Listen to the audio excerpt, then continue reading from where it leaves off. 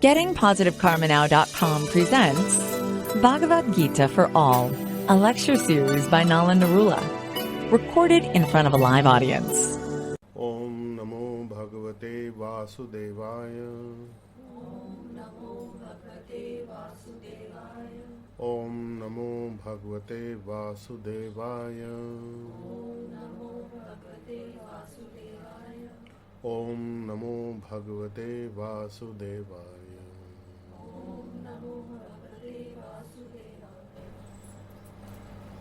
Bhagavad Gita chapter 3, we had completed text 35, and for the continuity it is a very important text that says that Shreyan Swadharmo Viguna Paradharmat Swa Anushtitat Swadharme Nidhanam Shreya Paradharmo Bhayavaha. It is much better to discharge one's own swadharma, one's own prescribed duty, even if faultily done, even if it is viguna, without qualification or quality rather, it is without good quality. Paradharmat svanutistha. Paradharmat, from duties mentioned for others, Swa Anushtitat, even if perfectly done. So Arjun was here trying to take on the duty of a Brahmin, which is non-violence basically, and he's a Kshatriya who is allowed to commit certain violence in the pursuit of maintaining righteousness and protection for others. So even if he takes on, Lord Krishna is telling him, the duties of a Brahmin, no matter how perfectly he does it, it is going to be very, very bhaya avaha, very fearfully dangerous. So even if he does that and he is in the course of performing his own duties destroyed, it is better than to do somebody else's duty artificially to do another's duty, to follow another's path, is highly dangerous. And the reason for that is that it is going to be artificial, it is not going to be in line with or in harmony with one's nature and qualification.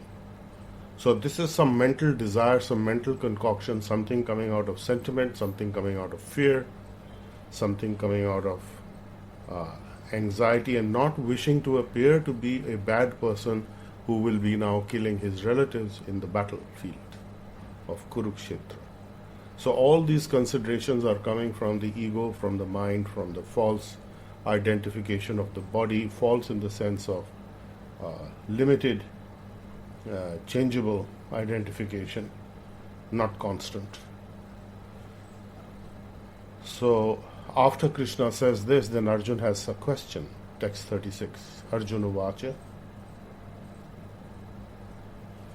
Atha kena prayukto ayam papam charati purusha anichan api varshneya balad iva niyojita. Arjuna Vacha. Kena prayukta ayam papam charati. Kena, how, by what, is one forced, prayukta. Papam charati purusha, a man is forced to act anichan, even if he doesn't desire. Agar ichha bhi nahi hai, if there is no ichha, anichan. Api Varshneya, descendant of Varshni, Krishna, forcefully, balat, eva niyojita, and he is engaged in those activities by force. O descendant of Varshni, Shri Krishna, what is it that forces one to act in this sinful way, even if one is unwilling? Even if one is unwilling, as though engaged by force, can't help it, can't help myself. So that is something that we hear commonly. I do that or did that, just couldn't help myself. So he's asking this question to Krishna, and Krishna says in the next text, chapter 3, text 37, Kama esha krodha esha rajo guna samudbhava mahashano mahapapama vidhiyenam iha vairinam. Kama esha krodha esha rajo guna samudbhava.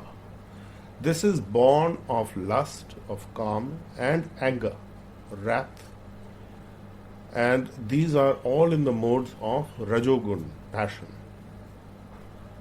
And Mahashana, all devouring, all eating, Mahapapma, greatly sinful, Vidhi, know this, Vidhiyenam, know this, Iha Vairinam. In the material world, this lust and anger are the most greatest powerful enemies. So, the understanding here, Sri Krishna is saying that these activities, the sinful activities, one is impelled to do as though by force, is coming from Kam and Krodh. So, the lust and the desiring aspect coming from the material mode of passion, which is then changed to anger because we do not achieve the objects of our passion or our desire. And that is the most all-devouring, sinful enemy in this world. So when you are having a desire for something and you don't achieve it, you become very angry, you become upset, and that leads you to do other actions which will again create some sinful reactions or some negative reactions coming back to you. So lust or calm, this desiring aspect, is considered to be the greatest of enemies. So you can actually connect this with the teachings of Dr. Mikao Usui in the third principle of Reiki. Just for today I shall not anger. So just for today I shall not anger means what? Behind that lies desiring to achieve something which is thwarted, and then when that is thwarted there is a lot of anger. So just for today I shall not anger also means to tackle this aspect of being driven by lust, which is bound to be thwarted, and this is the greatest enemy. Why? Because it overcomes the mind, it overcomes the intellect, it overcomes even the most knowledgeable, jnani person, and therefore is the most dangerous fire in the world that can destroy you. Sri Krishna goes on to explain in text 38, chapter 3. Dhumena avriyate vahini yatha adarsha malena cha yatha ulbena avrita garbha tatha tena idam avritam. Dhumena avriyate, covered by smoke, vahini, fire, just as the fire is covered by smoke. Adarsha malena cha, just as a mirror is covered by dust. Yatha ulbena avrita, just as the fetus is covered in the womb, garbha, the embryo, is covered. Tatha tena idam avritam. There also, like that also, the living entity is covered with different degrees of lust, of calm. So there are these three different degrees that have been mentioned. That one is like smoke on the fire, the other is like dust on a mirror, and then there is a very tightly bound up embryo in the womb that has no place to move. So when this lust is compared to smoke, it means that there has to be a little bit of fire. So in the beginning processes of a fire, there is a lot of smoke. And it is not, the fire may not be perceivable. You may not be able to see the fire.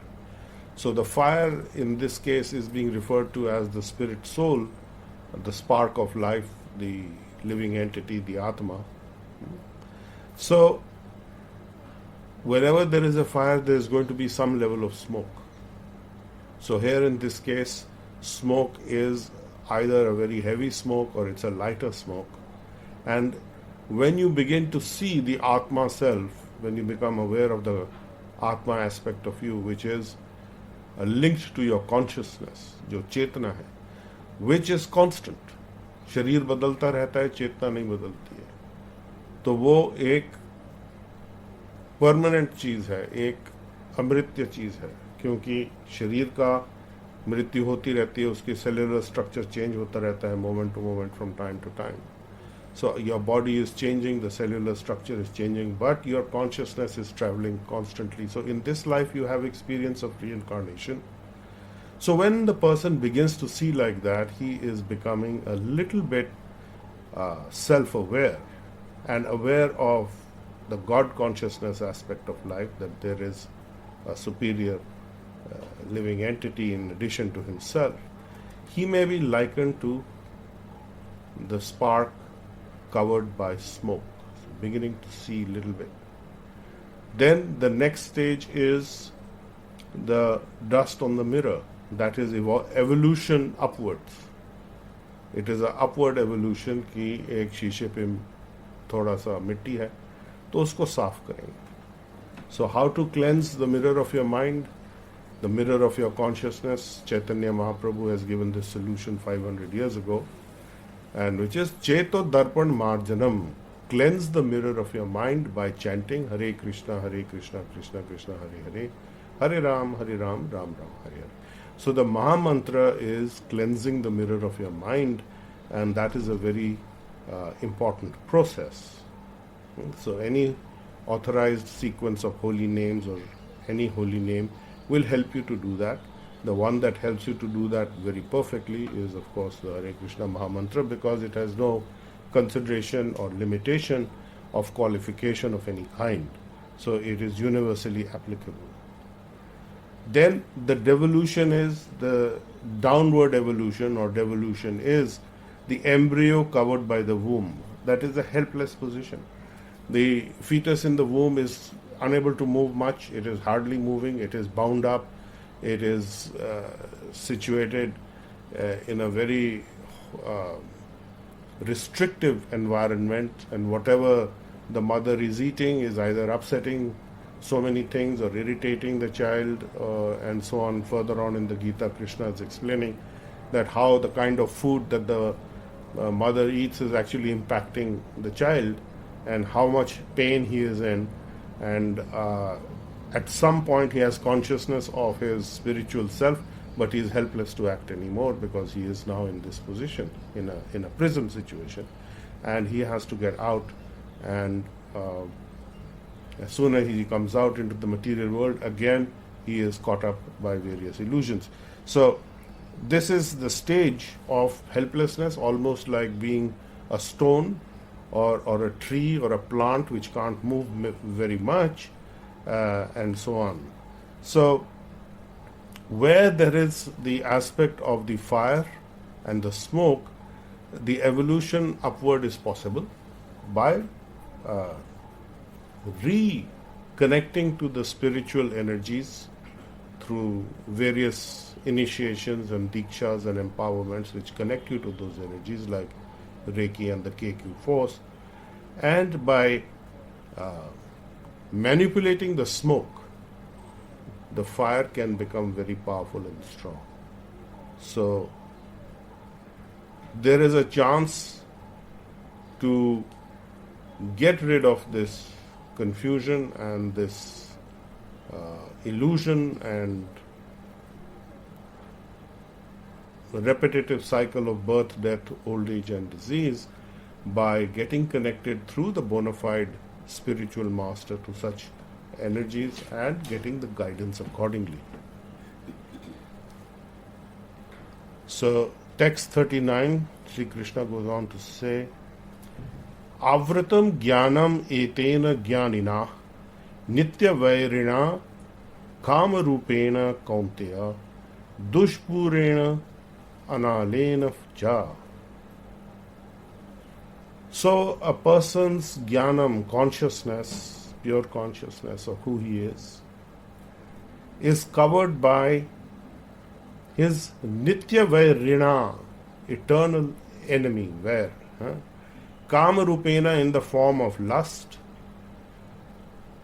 Kaunteya, son of Kunti, dushpurena, never to be satisfied. It is never satisfiable. Analena cha, and that is a fire that burns and only burns, and it never satisfies. Because the more you feed the fire, the more it will burn. So there's no question of getting rid of lust by satisfying it. It will just increase. So therefore the person has to look at it, understand it with intelligence, and be able to take some action by. It is recommended either the person strives to control his senses, that is the beginning stages, by some discipline, and then he strives to understand it by Gyan Yoga. But Gyan Yoga can be disturbed by the senses acting, and that is easily fallen off. And similarly, the intellect can also be disturbed. So it is very, very difficult situation, and one of the things that lust manifests itself is by through the sexual desire, by sense gratification, to enjoy the objects of your senses. So the mind is also overturned or controlled by this kind of lusty behavior. If the mind is a little clear, then it can control the other senses. So therefore the cleansing of the mind is required. So the understanding is clear here that when you satisfy your senses more and more, it actually becomes not very satisfactory. You may want to enjoy certain things, and in the process of that enjoyment, the enjoyment actually diminishes as you achieve a certain level of enjoyment, whether it be eating something, whether it be some sensory gratification, whether it be some sensual gratification.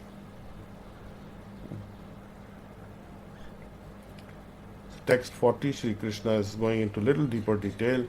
Indriyani mano buddhir asyadhisthanam uchyate eter vimohyate esha jnanam avritya dehinam. The senses, the mind, the buddhi, asya adhisthanam, are these resting places of this lust.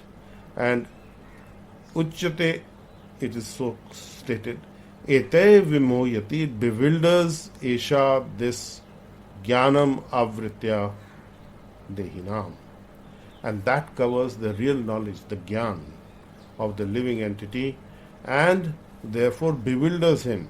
So it is bewildering to the intelligence, to the mind and the intelligence. So as we discussed, that these are the places, the mind and intelligence are the sitting place of this lust, which veil the real knowledge of the living entity and bewilders him.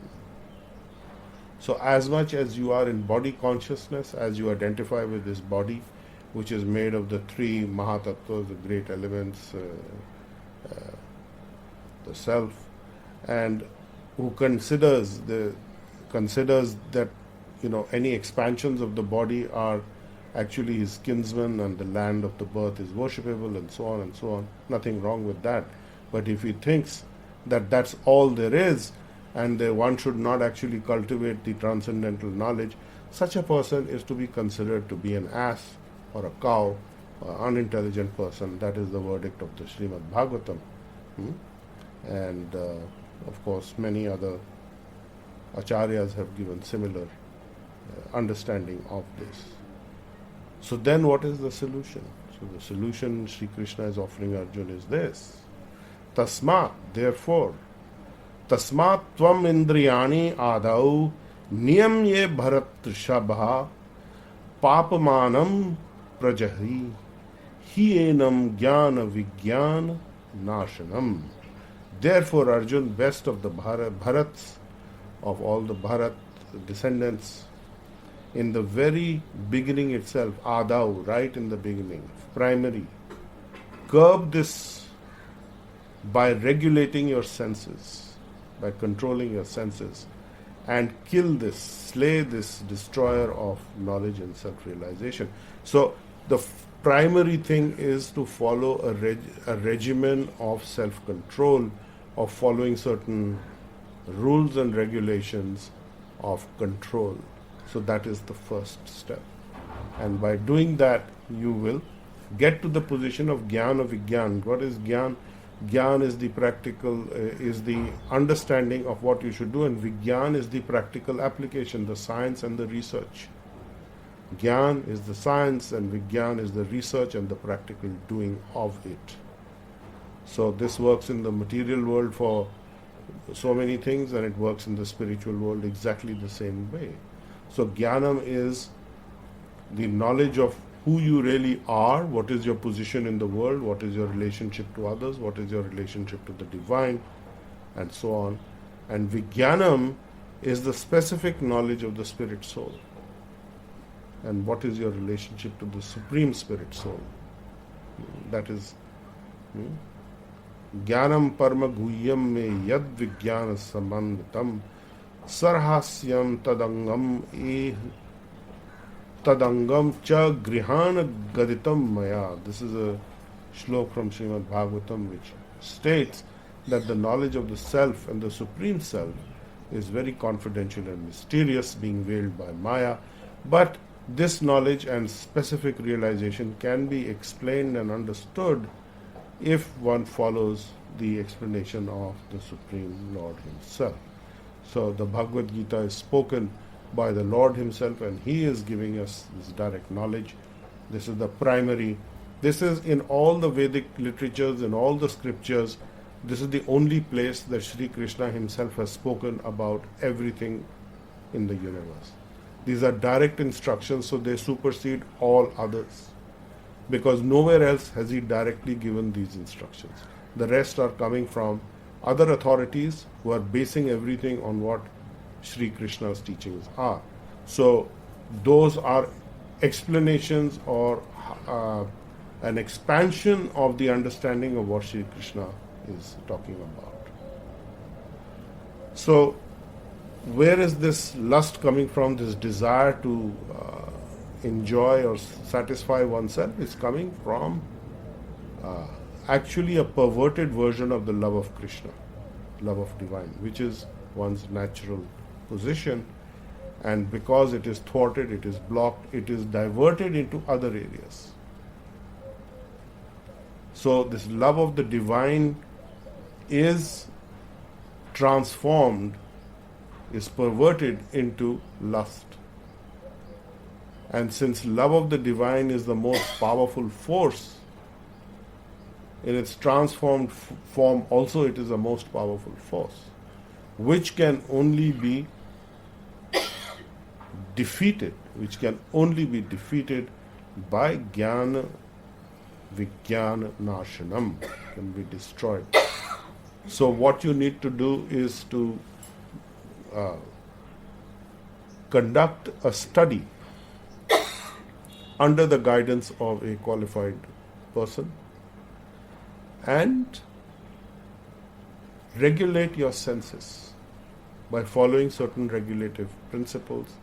You abstain from doing certain harmful things that are going to be harmful to you, things that are going to keep you away from the path of self-realization and keep you in illusion. आप पानी P लीजिए, पानी P लीजिए, बाहर available.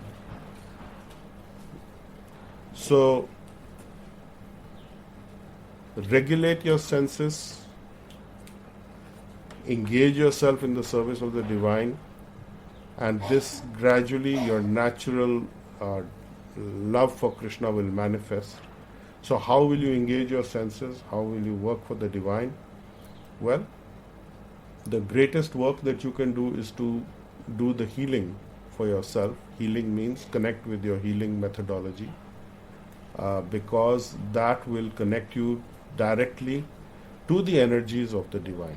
It is not like you go to the temple once in a while and you connect with the energies of the divine there. It is not a part-time job. And if you are not fully engaged in let's say, going to a temple and engaging in service of the deity form, which is a form of service to the divine, it is not possible for everyone. It is impossible actually. So then are we to understand that only people who are so elevated and so blessed that they can go and do that service? No. It is also available to every single person in the form of the Geikyu force, in the form of the Reiki healing energy, which is directly the energy of the divine.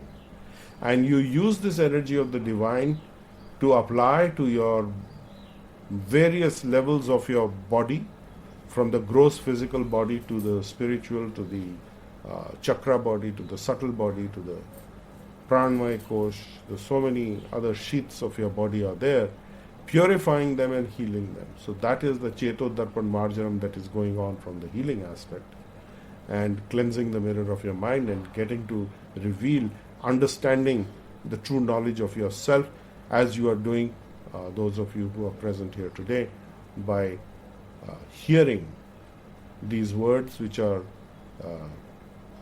a conversation between Sri Krishna and Arjun, Sri Krishna being the Supreme Lord, giving direction to Arjun. Arjun is asking some very difficult and trenchant questions as to how is one to deal with this situation when even one doesn't want to do these sinful things, one is forced.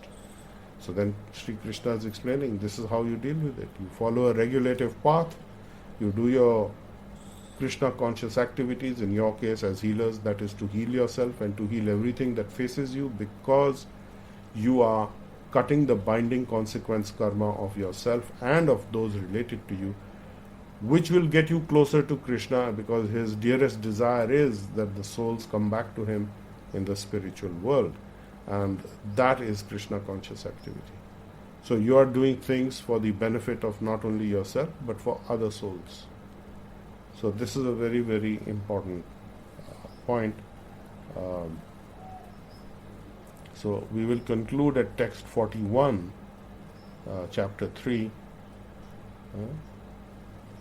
that tasmat tvam indriyani adau niyamya bharatrishvaha papmanam prajahihi enam jnana vijnana nashanam. So best of the Bharats, Arjun, right from the very beginning you start by curbing this great sinful lust fire that devours everything by regulating your senses. So follow certain self-disciplinary rules and slay the destroyer of knowledge and self-realization. So the lust is the destroyer of knowledge and self-realization, and the basic fundamental thing is to start with regulative principles. So what are the basic regulative principles is that you first of all understand who you are and what is your position, and that you will gradually understand that you are a servant of the divine. It's very easy to understand that in the primary sense, that if you look at it, you are serving your senses, you are serving your desires, you are serving the expansions of your body, which you consider to be yourself, your family, your relatives, your friends, your supporters. And if you are in that body consciousness, you are serving, you are not in the position of an enjoyer. You are in the position of servant. So you are serving material nature. You have the option of serving spiritual nature. You just have to change your orientation a little bit and you will begin to serve the spiritual nature. So that is the first thing to understand. And then how do you get about it? You refrain from doing things which will prevent you from increasing your understanding and your achievements in this area, which is sense gratification. So there is a certain a directed form of sense gratification you can have. For example, in the marriage situation, there is a position of where you satisfy your senses, your desires in a safe environment, creating a marriage situation where you are having a family, where you also have to take on certain other responsibilities. So there is a price that you pay for all that. It is not unrestricted. And then you also have to follow the regulative principles of not taking anybody else's rightful share. And that begins with the thing that you do 3, 4, 5, 6 times a day, every day of your life, which is to eat food. So when you're eating food which is not your natural share, you are taking away somebody else's share. So that is a great sinful activity. So for example, meat eating is a sinful activity because it is not your share. It is not meant for you. That is the verdict of the scriptures. That is the verdict of Sri Krishna. And if you are refraining from that, that is a good thing. That is also self-discipline. If you refrain from intoxicating yourself, the biggest intoxication, the first intoxication that leads us to come to the material universe is the identification, I am the controller, I am the doer, everything should happen, and I have to satisfy my desire, the lust aspect which Krishna is talking about. And if it's thwarted, I'm going to get very angry and upset, and that is creating so much disturbance in the world.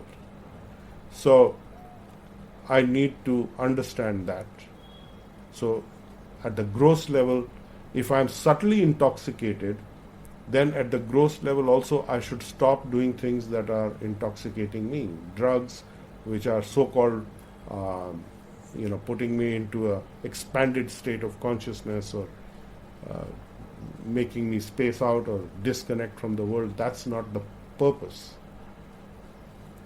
of self-realization. By disconnecting, you don't become self-realized. Then there is a principle that you do not gamble, speculate. No speculation, mental speculation or physically gambling. Not good, because it is a completely a spirit of trying to get something for nothing. So gambling is harmful because of that, because you want to get something as an akasmat dhan. Unexpected, lottery is opening, fortune is opening. Nothing is like that. It is an illusion only. So when these so-called unexpected things happen, there is a whole background, there is a whole sequence of chain of effect and cause going all the way back, that is coming from then down to you as cause and effect, as the final result of whatever all this chain of effect, cause, going up, and then it comes backwards down, cause and effect, and affecting you that way. And then you suddenly think, oh, meri lottery khul gayi hai. But you have done something for it. There have been arrangements made by other living entities, by other forces in the universe. You are not alone in acting. So you need to understand this. Your achievements are not yours only. There are a lot of things involved in your achievements. So no speculation, no gambling. So at the physical level, stop gambling. Don't buy lottery tickets, for example. Don't bet on the horses. If you are following this path, if your living is made from betting on the horses, which is very difficult to do in any case, then you are a punter of a different class, and you are not really going to be able to understand this. So no gambling, no speculation. Control your senses. Do not take away somebody else's share. And follow these regulative principles to regulate your senses, and you will be in a much better place. So this is where we will end today, and use these tools as stated in text 41 of chapter 3 by Sri Krishna. Curb this great symbol of sinful activity, which is lust, kama, by regulating your senses. So no gambling, no intoxication. What else? No unrestricted sense enjoyment, no meat eating. So you stop that and you will be in good shape. So if there are any questions, I will be happy to answer them.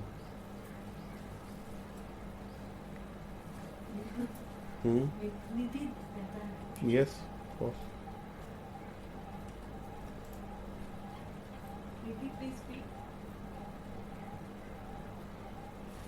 Nidhi, can you hear us?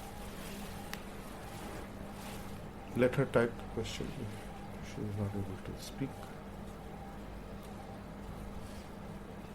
Sabrina, you're making lots of notes. No, sir. I was not just started. Just started. Okay. Anything we can add to it? Anything not clear?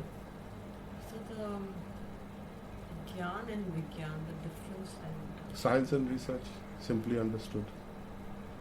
This is the Gyan is the theoretical knowledge, and Vigyan is the putting into practice. Just like you're a scientist, it's exactly the same. Science means the search for truth, and research is doing of the science. So that is the definition in the material world, and that is also the definition in the spiritual world. There's absolutely no difference between the two.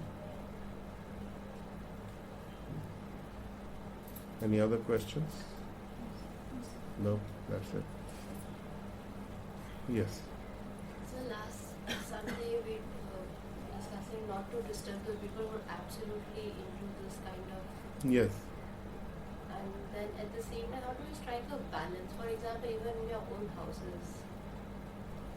Yeah, you can't really expect people in your own house to follow instructions unless you're in a position to enforce it. So if you're not in the enforcing position, then it's very difficult. If you have dependents who are very young, you are giving them this gyan at an early age, which is fine, because at a young age the children are being given gyan of all kinds, either directly or by example. So when you are setting a certain example, people will begin to understand that there is something that you are committed to, that something that you are doing is giving you certain character, certain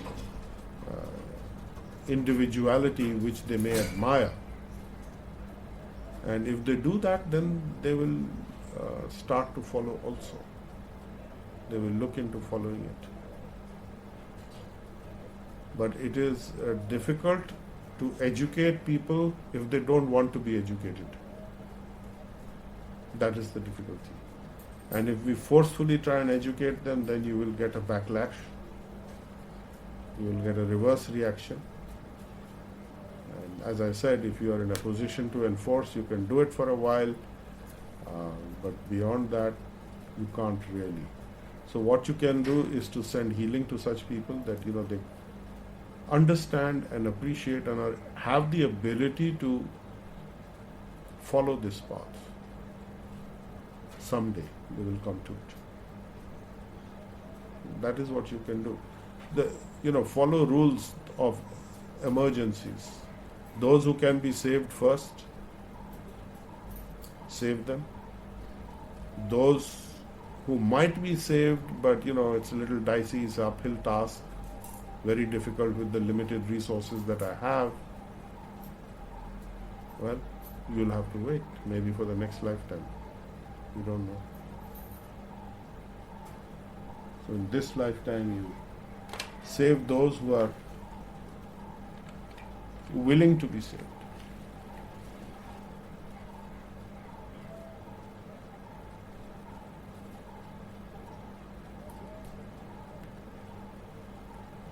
हाँ जी दे देंगे.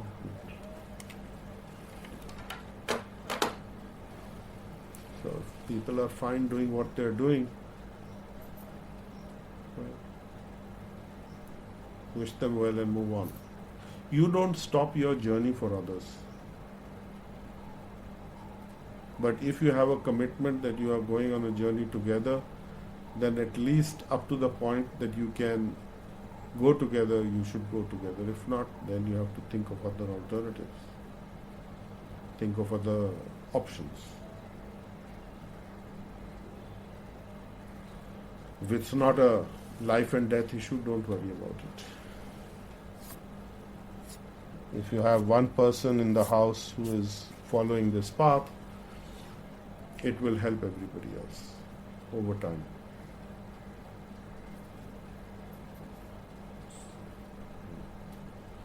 Also remember, if you force something on someone, even yourself, it doesn't last. You can only do it for so long. But where you're following a practice of doing your healing, trying to follow the regulative principles, for example, you have a much better chance of success. So even if you stumble and fall, like Krishna is saying that even if you do not perform your duty, which is your swadharma, it is without any gun, nishgun, it is still better. And if you get destroyed, it's still better than doing somebody else's duty, no matter how well. Because that's artificial, it's not your nature, and there is an ego involved, which is distracting you. And the ego self here is saying that, I want to achieve a higher status, I want to become Brahmin, I am Kshatriya, as Arjuna is saying, that I am now going to take on the duties of a Brahmin. But his nature is not of a Brahmin, his nature is of a Kshatriya. Krishna knows that. Because as your nature is, you are positioned in life. That is a very important thing to understand. Whatever is your nature, accordingly you get a posting in your life. And everybody aspires to something higher, fine. Within your core competence, if you aspire to something higher, it's wonderful. If you try and acquire somebody else's core competence without actually being competent in that area, you will artificially do it, you will follow the form, but you won't follow the essence, and therefore you will crash at some point in time. So you cannot emulate others who are so different from you. So you have to follow the example of people who are in a similar position as you and what they have achieved, rather than follow the example of those in a completely different field. Like tomorrow, nobody is asking you to become Chaitanya Mahaprabhu. Nobody is asking you to follow that. Nobody is saying that you should only go and worship in the temple and dedicate your life fully in the temple. It's not for you. How many people can do that? There aren't that many temples available. You'll do it for some time and then you'll fall out of it.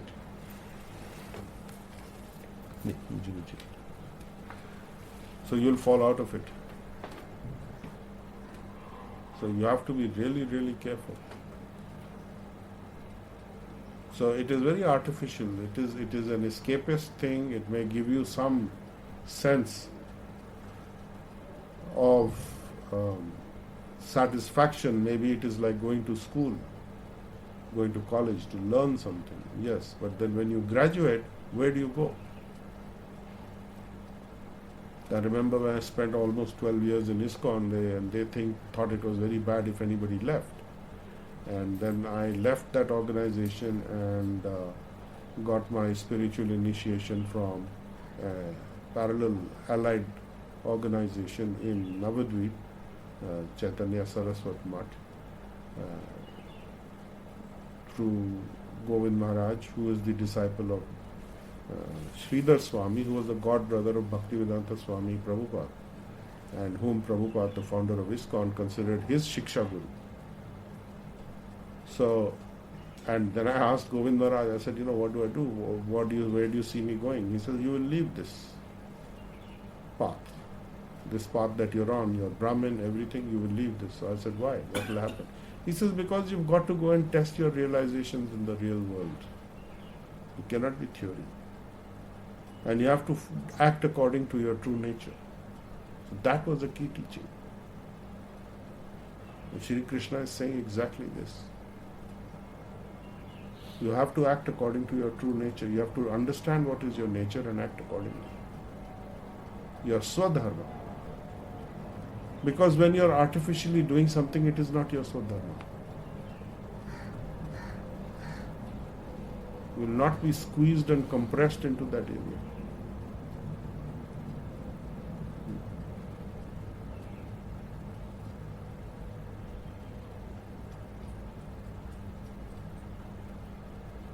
So Govind Maharaj is a very wise being.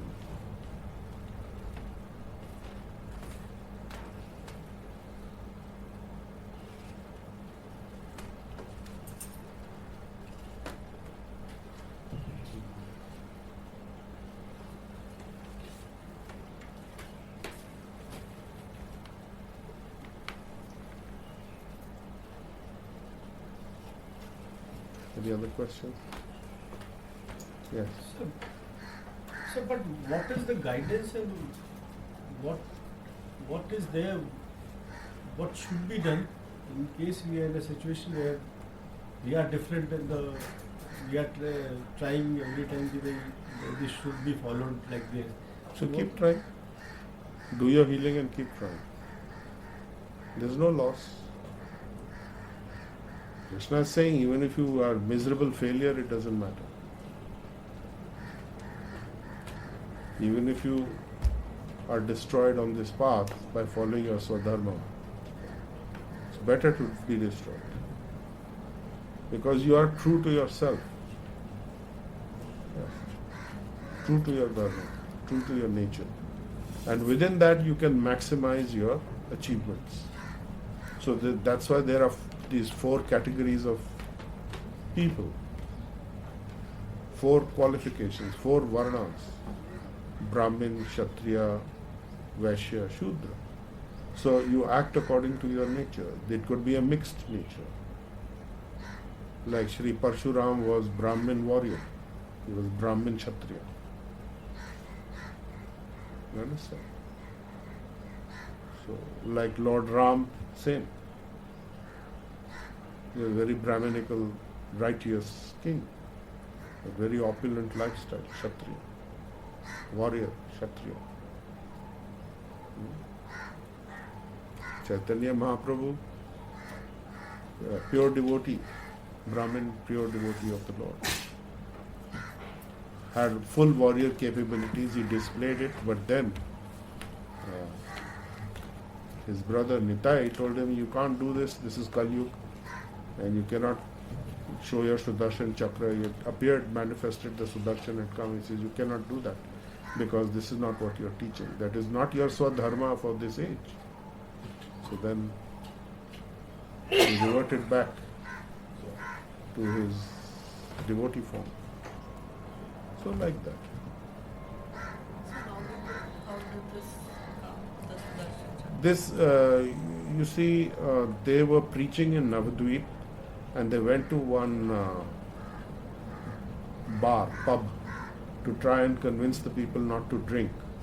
So there were these 2 very powerful, rich landlord sinners, Jagai and Madhai, who are actually the incarnations of Jai Vijay in the hidden form in this age.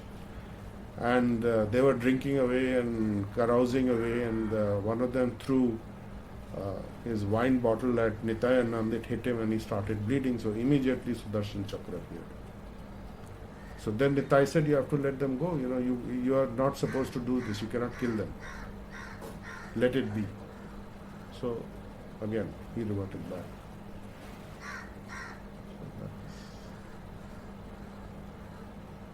What happened to the 2? They became devotees. Jagai and Madhai. Yes. So one more, sir, regarding the lusts, sir, it is very rightly stated, sir, that you eliminate the intoxications and this liberations. But now one issue is that if there's a trigger, so Yes. So remove the triggers.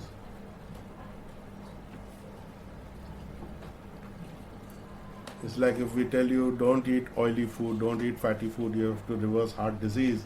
Remove the triggers, remove the badams, remove all those things from your house. So that is already done. So then this way also you remove the triggers. And you do your healing and avoid being pushed into that action. If you are pushed into that action, well, pick yourself up again after that. What is that? That's true, sir. In case healing is done, then triggers are taken care Yeah, of. so if they're not taken care of, okay, so next time. So it is a process. It is a practice. That's why it is known as sadhana. It is a practice. So it doesn't matter if you fail number of times. No, sir, it's If you don't get up and start, get back on the track, then that is failure. If you're back on track with failures and back on track, it's okay. Sometime the failures will become less. It's like when we connect you to the healing energies and you have all these negative thoughts and we say recall and cancel. And you find that after a while, after a few days, the recall and cancel is very less because you're having those thoughts less. So the same way when you connect with the healing energy, those activities also will reduce. It's like when you have high fever. The fever doesn't instantly vanish. There's a gradual process of descent of the fever. As the toxic matter is keep getting burnt up, the fever will rise to a peak and then it will start to come down. Body is fighting something. So when you do the healing, it is the same way, that this intoxication of the material world will also start to decline. And as if you do this from an early age, you will have, please start your, you will have this practice for a much longer period of time.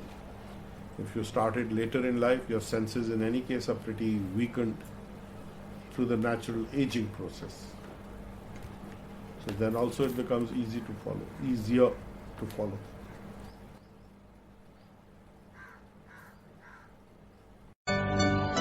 You've been listening to Bhagavad Gita for All, a lecture series by Nalan K. Narula. Explore our website, gettingpositivekarmanow.com, for more on how to change your karma and destiny.